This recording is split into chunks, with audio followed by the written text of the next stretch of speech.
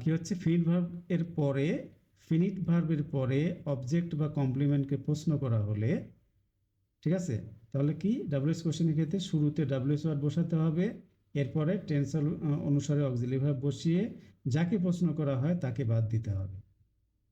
এটা আগে আলোচনা করা হয়েছে। তুমি যদি অবজেক্টকে প্রশ্ন করো অবজেক্ট বাদ যাবে, কমপ্লিমেন্টকে প্রশ্ন করে কমপ্লিমেন্ট বাদ যাবে, সাবজেক্টকে প্রশ্ন করলে সাবজেক্ট বাদ যাবে, এটা আমরা আগেই জেনেছি। তাহলে এটা একটা উল্লেখযোগ্য দিক। এরপরে দেখো প্রদত্ত অক্সিলারি ভার্বটি ডাব্লিউএস কোশ্চেনের অক্সিলারি হিসেবে বসে। তো যদি স্টেটমেন্টে কোনো অক্সিলারি ভার্ব দেওয়া থাকে তাহলে অক্সিলারি সেটিং নিয়ে কোনো টেনশন নাই, ওই অক্সিলারি ভার্বটাকে আমাদের কি করতে হবে, শুধু সাবজেক্টের আগে বসিয়ে দিতে হবে ডাব্লিউএস কোশ্চেন করার সময়, ঠিক আছে।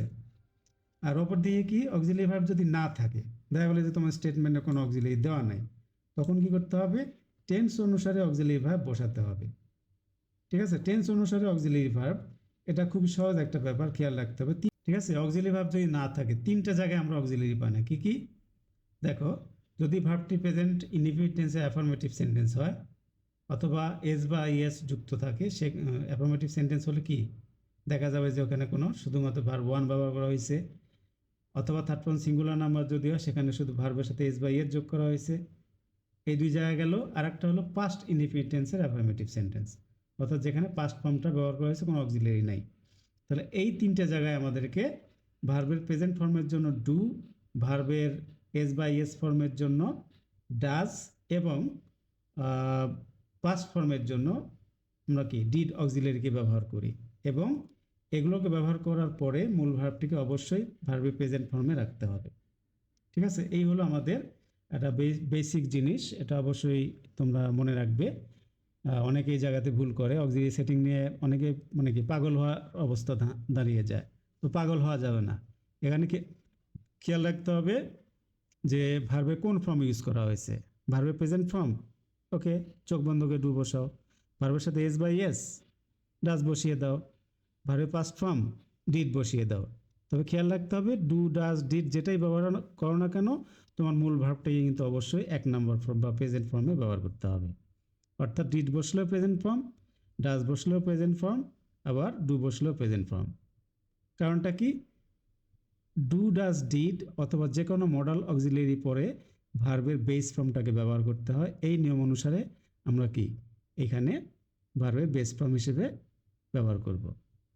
তো ঠিক আছে বন্ধু, তারপরে দেখো লাস্ট অফ অল কি বলা আছে, যে নমিনেটিভ অবজেক্টিভ বা পজিটিভ কেজের ফার্স্ট পারসনকে নমিনেটিভ অবজেক্টিভ বা পজিটিভ কেজের সেকেন্ড পারসনে পরিবর্তন করতে হয়। তাহলে এটা আমি একটু আগেও আলোচনা করেছি যে কেজ ওয়াইজ যদি ফার্স্ট পারসন থাকে, যে কেজে থাকবে সেই কেজেরই সেকেন্ড পারসনে রূপান্তর করতে হবে। তাহলে সাবজেক্ট হিসেবে থাকলে নমিনেটিভ কেজকে আমরা সাবজেক্ট হিসেবে ব্যবহার করি, কাজে ওটা একই কেজে রূপান্তর হবে সেকেন্ড পারসনে। অবজেক্টিভ কেজ থাকলে ওটাকে একই রকমভাবে অবজেক্টিভ কেজই পরিবর্তন করতে হবে সেকেন্ড পারসনে, আবার পজিটিভকে যথারীতি সেকেন্ড পারসনে পজিটিভে পরিবর্তন করতে হবে। আশা করা যায় তোমরা বিষয়টা বুঝেছো। ওকে, এরপরে দেখো বন্ধুরা, use of auxiliary verb in W H question. এখন ওই যে বললাম যে অক্সিলারি ভার্ব নিয়ে অনেকেরই প্রবলেম থাকে, হ্যাঁ, যে আমরা কোন অক্সিলারি ব্যবহার করব, এটা নিয়ে আবার এখানে একটু ক্লিয়ারলি বুঝিয়ে দেওয়ার চেষ্টা করেছি। সে বিষয়টাকে অনেকেই অক্সিলারি সেটিং নিয়ে ঝামেলায় পড়ে যায়, এজন্য আমি খুব সহজভাবে অক্সিলারি সেটিংটাও দেখানোর চেষ্টা করেছি। তো বন্ধুরা দেখো, একই রকমভাবে আমরা স্টেটমেন্ট এবং ডাব্লিউএস কোয়েশ্চেন এই দুটো অংশে বিভক্ত করেছি। তো প্রথমে কি অক্সিলারি ভার্ব থাকলে প্রদত্ত অক্সিলারি ভার্বটি ডাব্লিউএস কোশ্চেনের অক্সিলারি হিসেবে ব্যবহার হবে, এটা কিন্তু আলোচনা করলাম একটু আগে। অর্থাৎ অক্সিলারি ভার্ব দেওয়া থাকলে ওই অক্সিলারি ভার্বটাই শুধু সাবজেক্টটা আগে বসে যাবে, ঠিক আছে। আর যদি অক্সিলারি ভার্ব দেওয়া না থাকে, দেখো এখানে তোমাদেরকে ক্লিয়ার করে দিয়েছি, তো অক্সিলারি ভার্ব যদি তোমার না থাকে তাহলে ভার্ব ওয়ান বা প্রেজেন্ট ফর্ম হলে ডু এবং মূল ভার্বটা এক নম্বর ফর্মে থাকবে। এরপরে যদি প্রেজেন্ট ফর্মের সাথে এস বাই এস যুক্ত হয় বা ভার্বের এস ফর্ম যদি হয় তাহলে ডাজ ব্যবহার করতে হবে, এবং যথারীতি মূল ভার্বের এক নম্বর ফর্ম বসবে। আর যদি পাস্ট ফর্ম হয়, অর্থাৎ ভার্ব টু পাস্ট ফর্ম যদি হয়, তাহলে পাস্ট ফর্ম কী করতে হবে, আমাদের পাস্ট ফর্মের পরিবর্তে ডিড ব্যবহার করব, হ্যাঁ, ডিড বসিয়ে দিয়ে যথারীতি মূল ভার্বের এক নম্বর ফর্ম ব্যবহার করতে হবে।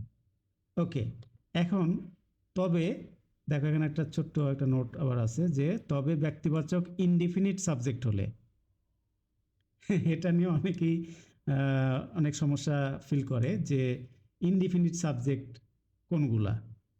এটা ট্যাগ কোশ্চেনে বলে আমাদের স্টুডেন্টরা প্রবলেম পড়ে। তো যাই হোক, ইনডিফিনিট সাবজেক্ট অর্থাৎ যেই ক্ষেত্রে আমরা কিছু কিছু সাবজেক্ট রয়েছে যেগুলোর দ্বারা কি হয় না, তোমার জেন্ডার আলাদা করা যায় না, ফেমিনিন স্ত্রীবাচক না পুরুষবাচক, অর্থাৎ যে নাউন বা প্রোনাউনগুলোকে আমরা স্ত্রীবাচক বা পুরুষবাচক হিসেবে আইডেন্টিফাই করতে পারি না সেগুলোকেই বলা হয় ইনডিফিনিট সাবজেক্ট। যেমন সেগুলো কি কি দেখো, এভরিবডি হতে পারে, এভরিওয়ান, হ্যাঁ, এভরিবডি, এভরিওয়ান, অল, অথবা এভরির সাথে কিছু কিছু নাউন হতে পারে, এভরি স্টুডেন্ট। ঠিক আছে, তাহলে এরা সবাই কি, এরা হলো ইনডিফিনিট সাবজেক্ট। কারণ এভরিবডি এখানে পুরুষও হতে পারে, মেয়েরাও, মেয়েদেরকে বোঝানো হতে পারে, কিন্তু আলাদা আলাদাভাবে। ওয়ান, এভরিওয়ান তুমি যদি বলো ওইখানে একই অবস্থা। অলের মধ্যে এখানে স্ত্রীবাচক পুরুষবাচক আলাদা করা যাচ্ছে না। এইসব জায়গাতে কী করতে হবে আমাদের, কি করতে হয়, যদি everybody, everyone, all, every plus noun এগুলোর পরিবর্তে কী হয়, তোমাকে ডাব্লিউএস ওয়ার্ড হিসেবে হু ব্যবহার করতে হবে। ঠিক আছে, এরপরে তোমাকে কি করতে হবে, একটা অক্সিলারি ব্যবহার করে নট যুক্ত করে বাকি অংশ লিখতে হবে। এটা কিন্তু আলাদা নিয়মে যাবে, একটু ছোট্ট একটা বিষয় দু একটা জায়গায় আমরা এরকম হতে পারে। তো এই নিয়মটা মনে রাখবে যে যদি এভরিবডি, এভরিওয়ান, যেহেতু এরা কি অ্যাফার্মেটিভ হিসেবে থাকে, এই জন্য আমাদের কি হু বসিয়ে দিয়ে বাক্যটাকে নেগেটিভ করে দিতে হবে। ওকে, কোশ্চেন সেন্টেন্সটা নেগেটিভ হবে। আবার একই রকম নো বডি, নো ওয়ান, নান, ঠিক আছে, এগুলো দেখো ইনডিফিনিট সাবজেক্ট, এখানেও কিন্তু স্ত্রী পুরুষ আলাদা করা যাচ্ছে না। কিন্তু যেহেতু নো বডি, নো ওয়ান, নান এরা নেগেটিভ, বিধায় এখানে কী হচ্ছে, শুধুমাত্র ডাব্লিউএস ওয়ার্ড ব্যবহার হবে, ফ্রি ভার্ব থেকে বাকি অংশ যা আছে হুবহু ব্যবহার করে দিবে। ঠিক আছে, অর্থাৎ এই দুটো সাবজেক্টের ক্ষেত্রে, ইনডিফিনিট সাবজেক্টের ক্ষেত্রে আমাদের খেয়াল রাখতে হবে, যদি অ্যাফার্মেটিভগুলো ইউজ হয় তাহলে তোমার কোশ্চেন সেন্টেন্সটা নেগেটিভ হবে, আর যদি নেগেটিভ করে দেওয়া থাকে তাহলে তোমার কোশ্চেন সেন্টেন্সটি অ্যাফার্মেটিভ হবে। নো বডি, নো ওয়ান, নান এগুলোর ক্ষেত্রে মনে রাখবে। তো এই হলো অক্সিলারি সেটিংয়ের নিয়ম। যে easy chart to make W H question, এখানে কি করা হয়েছে, একদম লেফট সাইডে আমরা দেখানো, এখানে দেখিয়েছি কি ডাব্লিউএস ওয়ার্ডের মিনিং সহ দেওয়া হয়েছে একটা লিস্ট, এবং সেন্টেন্সে এখানে প্রত্যেকটা ডাব্লিউএস ওয়ার্ডের কি কোনটা কোন জায়গায় ব্যবহার করবে তার নিয়ম এখানে দেখানো হয়েছে। তো প্রথমে দেখো বন্ধুরা, হু এর অর্থ কি, কে বা কারা। আমরা জানি যে কোনো সাবজেক্টকে প্রশ্ন করতে গেলে কে বা কারা অর্থাৎ হু দ্বারা প্রশ্ন করি, সেটা সিঙ্গুলার হোক আর প্লুরাল হোক, দুই ক্ষেত্রেই আমরা কি করব, হু ব্যবহার করব। সেটা ব্যক্তিবাচক হতে হবে অবশ্যই। দেখো কি বলা হচ্ছে, হু অর্থ কে অথবা কারা স্টেটমেন্টের সাবজেক্ট হিসেবে ব্যবহৃত ব্যক্তিবাচক নাউন বা প্রোনাউনকে প্রশ্ন করতে বসে। তাহলে তোমাদের কিন্তু এগুলো মুখস্থ রাখতে হবে বন্ধুরা।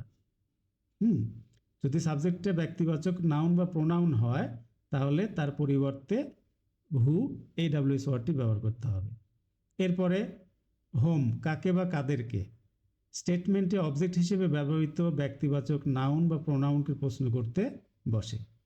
তাহলে যদি দেখা যায় যে আমার অবজেক্ট হিসেবে আমি পাচ্ছি কিন্তু অবজেক্টটা ব্যক্তিবাচক, ঠিক আছে, সেক্ষেত্রে আমাদের কী করতে হবে, এই হোম ব্যবহার করতে হবে। অর্থাৎ স্ট্রাকচার টুতে যাবে এটা। স্ট্রাকচার টুতে আমরা এখানে স্ট্রাকচার নিয়ে কোনো আলোচনা করব না, এখানে তো শুধু মনে রাখতে হবে যে কোন ডাব্লিউএস ওয়ার্ড কোন জায়গায় ব্যবহার হবে বা কখন ব্যবহার করবে। হোয়াট অর্থ কি অথবা কি কি, ব্যবহার কিভাবে হবে, স্টেটমেন্টে সাবজেক্ট অথবা অবজেক্ট হিসেবে ব্যবহৃত বস্তু বা প্রাণীবাচক নাউন বা প্রোনাউনকে প্রশ্ন করতে বসে। তাহলে কি, হোয়াট দেখো সাবজেক্ট হিসেবেও বসতে পারে আবার অবজেক্ট হিসেবেও বসতে পারে, যেটা আমরা কিন্তু আগে এক্সাম্পলগুলোতে দেখিয়েছি। তো পরেরটা কি, পরেরটা দেখো ওয়েন অথবা হোয়াট টাইম, ওয়েন অথবা হোয়াট টাইম, হোয়াট টাইম, ঠিক আছে, উচ্চারণগুলো একটু সঠিক করার চেষ্টা করবে সবাই। ওয়েন, খেয়াল রাখবে ডাব্লিউএস ওয়ার্ড কিন্তু সাধারণত আমরা যখন ইংরেজিতে উচ্চারণ করব তখন ও সাউন্ড হবে, এখানে হোয়াইট সাউন্ডটা হারিয়ে যাবে, শুধুমাত্র হু এবং হাউ এই দুটো ক্ষেত্রে হালকা হ সাউন্ড উচ্চারিত হয়, মানে একটু হলে উচ্চারিত হবে, কিন্তু বাকি ডাব্লিউএস ওয়ার্ডগুলোতে কিন্তু এই হ সাউন্ডটি আসবে না। তো খেয়াল করবে ওয়েন, হোয়াট টাইম, কখন বা কোন সময়, অর্থাৎ স্টেটমেন্টে কমপ্লিমেন্ট হিসেবে ব্যবহৃত সময় নির্দেশক adverbial of time, adverbial of time, ঠিক আছে। অর্থাৎ সময় নির্দেশক অ্যাডভার্বিয়ালকে প্রশ্ন করতে বসে। তো কোথায় বসবে দেখো, কমপ্লিমেন্ট উল্লেখ করেই দেওয়া হচ্ছে কিন্তু, যে তোমার কোথায় থাকবে, কমপ্লিমেন্ট কোথায় থাকে, অপোজিশনে ভার্বের পরে। তাহলে এখানে আমরা কমপ্লিমেন্টকে প্রশ্ন করার জন্য ব্যবহার করব। ওকে, নেক্সট ওয়্যার, হোয়াট প্লেস অথবা উইচ প্লেস। খেয়াল করো, এখানে ওয়্যার ইউজ হতে পারে, হোয়াট প্লেস অথবা which place, what place, what place অথবা উইচ প্লেস, উইচ প্লেস, হালকা হ সাউন্ড উচ্চারিত হবে, উইচ প্লেস। তাহলে এই দুটো অর্থ কি, কোথায় বা কোন জায়গায়, মিনিংগুলো জানার চেষ্টা করবে। কারণ আমরা তো স্পোকেন ইংলিশ যদি করতে যাই তাহলে কিন্তু এই যখন বাক্য শেষে কোথায় বা কোন জায়গায় আমরা পাবো, তাহলে অবশ্যই এই ডাব্লিউএস ওয়ার্ডগুলো দিয়ে শুরু করতে হবে। তো তাহলে কি হবে, আমাদের নিয়মটা কি, যে স্টেটমেন্টে কমপ্লিমেন্ট হিসেবে ব্যবহৃত স্থান নির্দেশক অ্যাডভার্বিয়াল অফ প্লেসকে প্রশ্ন করতে বসে। সম্পর্কে যদি তুমি জানতে চাও তাহলে ওয়্যার, হোয়াট প্লেস অথবা উইচ প্লেস, এই ডাব্লিউএস ওয়ার্ডগুলো কোনো একটা ব্যবহার করতে হবে। ওকে, নেক্সট ওয়াই অথবা what dot dot for, what